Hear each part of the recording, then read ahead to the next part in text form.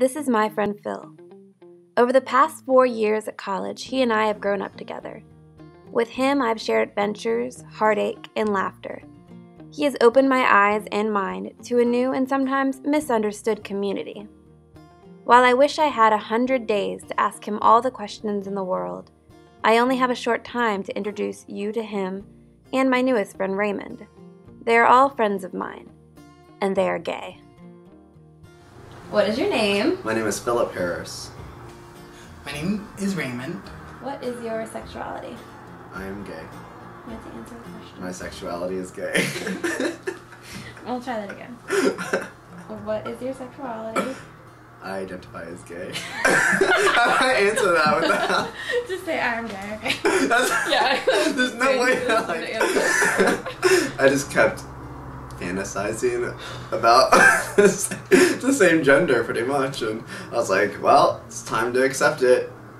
I kept trying to force myself to have crushes on girls, and it just didn't work. I'm out to all my family and friends, but it's not like I'm exactly passing for straight to anybody on the street either, so it wasn't a very big deal for me. When did you start coming out to people? My freshman year of college is when I first started coming out to like my family and friends, and most of the responses were, duh, Raymond, duh. I started coming out December my senior year of high school. I came out to my parents probably a month later. Well, I came out to my mom, who then outed me to my dad. Becca, that was the Hindenburg. I'm sorry. Were you ever made fun of because of your sexuality? The only time I've ever felt discriminated against was by my freshman year roommate. And what happened? I was told by my friend who lived in the dorm that my roommate hung out in. She called me one day and said, I overheard your roommate over here talking with his friends, telling stories about how he's worried that you, meaning me, get into his bed when he leaves the room and take pictures of yourself in his bed. And it just kind of made me really angry. Like, really angry. My nickname at school was Ray Woman, and I was teased endlessly. People told me I wore lipstick, and I had like a boyfriend and girlfriend that like I kept at home underneath the bed, and like I couldn't pick a side, and there I was called like girly boy, and people would just shout faggot at me, and this one boy, he was the worst to me. His name was Michael. Would always throw like paper in my hair and be like, "We're gonna do faggot. We're not gonna do anything. 'Cause you're a pussy," and it was really bad. But I think that it's made me stronger. It's made me a better person. I worked at a Denny's as a server, and that was the worst place I have ever been discriminated against. At least once a week, I was discriminated there. Just some examples, like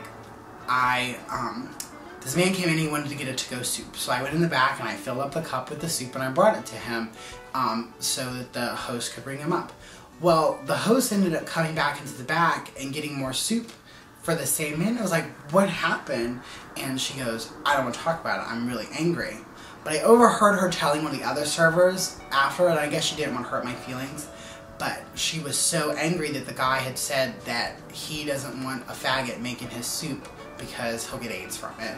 I think the awful things that we experience help us identify ourselves and make us who we are.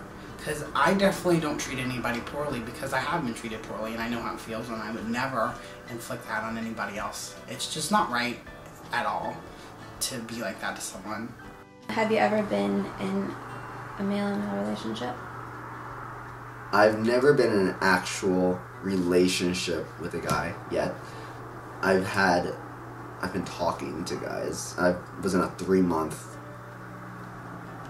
still don't know what to call it really. We had completely different intentions, and I broke that off. But I've been in 2 relationships, but I would venture to say only one of them probably I should count because it was like a long-term relationship. We were together for about 2 years and a month. My other relationship lasted 5 days, so I don't really think that I should really count it. I mean, we did talk for like 4 months, but it was a fail. Every like relationship that I've actually had, for the most part, I've like met through either work or like mutual friends. I have tried online dating. I don't like online dating, but a lot of people just like look for sex and stuff. My relationship that lasted 5 days it started from an online date. So my track record for online dating is not that great. Unfortunately, the best way I know to meet guys is using online dating. Online dating for me has been the cliche roller coaster. It has weeks where it's good and you meet some interesting and good people, and then actually the majority of the time it's kind of just weird, strange, only want sex people. What are some characteristics that you look for in a partner? Some characteristics I look for in a partner, I definitely like someone who's a little more reserved than me, because I'm really like out there and I'm like loud and I like to have fun and I like to be spontaneous. But in a partner, I don't really like that, because I feel like together we're too much and we feed off each other too much, and then like it just gets a ball of crazy. So I like someone that I can come home to and relax with, and like someone who's more reserved, who's more chill than I am, because I'm a very high-strung person, and I like someone who's not high-strung because it'll just be too much. My partner would have to be honest, loyal, no cheating, that's for sure, good looking. I mean, everyone has to be physically attracted to their partner. Intelligent. Sense of humor, that's a must. I like to laugh.